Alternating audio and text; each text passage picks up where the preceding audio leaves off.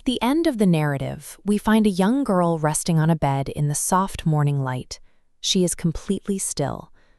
In the ancient Near East, casting out a demon required heavy physical confrontation.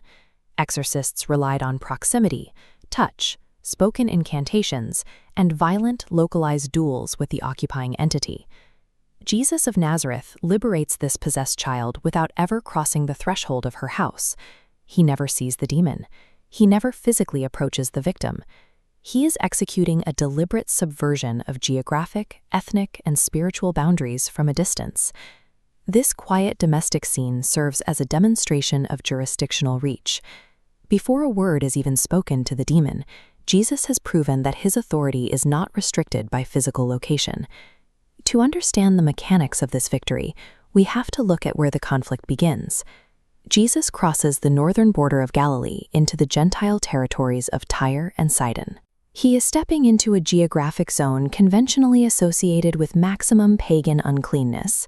Standing at this threshold is a woman. Mark's gospel carefully documents her ethnographic identity. She is culturally Greek and Syrophoenician by birth. She is experiencing absolute thrownness.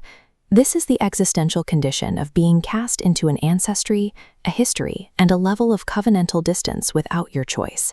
The Gospel of Matthew reaches deeper into Israel's historical trauma and labels her with an archaic, scripturally loaded term, a woman of Canaan. To a first-century Jewish ear, Canaanite carries the weight of ancient enmity. It is an identity burdened with centuries of theological warfare, pagan idolatry, and Baal worship. Her historical trauma is compounded by an immediate domestic crisis.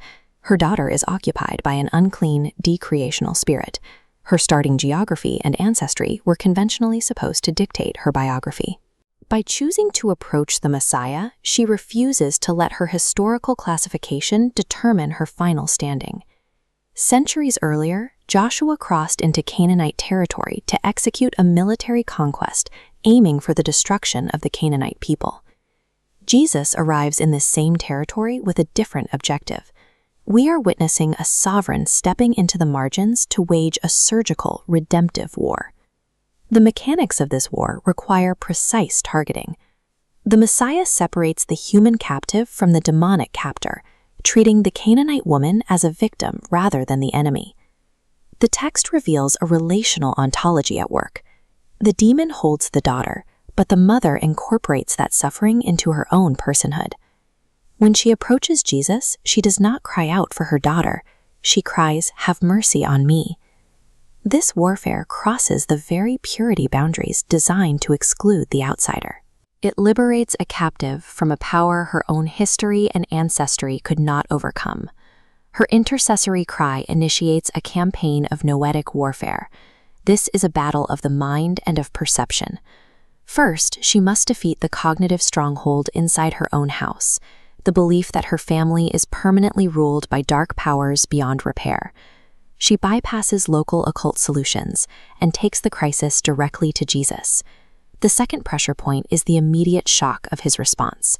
When she cries out to the Messiah, he answers her with absolute silence. Silence creates a vacuum of ambiguity. The natural reflex is to let that silence validate her deepest fears, that her ancestry has disqualified her from mercy. The third point of resistance comes from the disciples. They interpret her suffering as a disruptive social inconvenience, urging Jesus to send her away. Finally, Jesus presents the most severe boundary of all. He explicitly states that his mission is restricted sequentially to the lost sheep of the house of Israel. Her brilliance is her refusal to let institutional rejection or divine silence become a cognitive stronghold. She forces her way through the ambiguity by physically bowing at the feet of the king. Jesus now poses the ultimate wisdom riddle. He uses a domestic metaphor, stating, "It is not good to take the children's bread and throw it to the household dogs." This architecture models the distribution of blessing. Jesus uses the term proton, first, establishing a sequence prioritizing the children. The text uses the verb chortasthenai, to be filled. The primary recipients are saturated to excess. They are not rationed. The woman responds with a masterstroke connective. She fully submits to the sequence, saying, "Yes, Lord." Then she pivots using the logic of the table itself, yet even. Her argument is built on divine abundance. If the table is truly full, then crumbs are the inevitable, biological overflow of plenitude. Her outsider wisdom stands in sharp contrast to the disciples' scarcity mindset. In the previous chapter, the disciples looked at 5,000 hungry people and calculated from limited visible resources. The woman looks at a boundary and perceives surplus. She understands the non-zero-sum economy of the kingdom. Grace is not a finite pie where one group's gain requires another's starvation.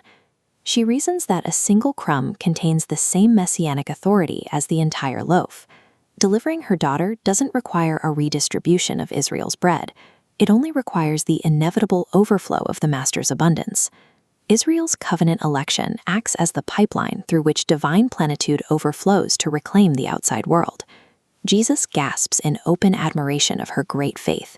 He immediately issues the decree. This spatial map displays translocal kingdom authority spanning two distinct locations. Jesus never leaves House A to deal with House B. His authority is jurisdictional, not confrontational, requiring no physical duel. He issues a cosmic fiat, using the Greek verb for eviction, exalelathen. This perfect tense verb indicates an action completed in the past that holds an ongoing, permanently settled state in the present. Before the mother takes her very first step home, the spiritual eviction is already an irreversible fact across physical space. Dark powers cannot use physical distance or ethnic borders as legal shields.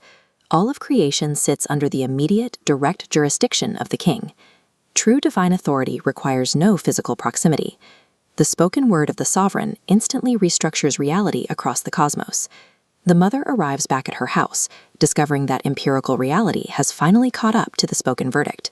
Mark uses the Greek term beblemenon to describe the daughter's posture on the bed, a perfect passive participle of the root verb for violent throwing. Here, the verb is redeemed.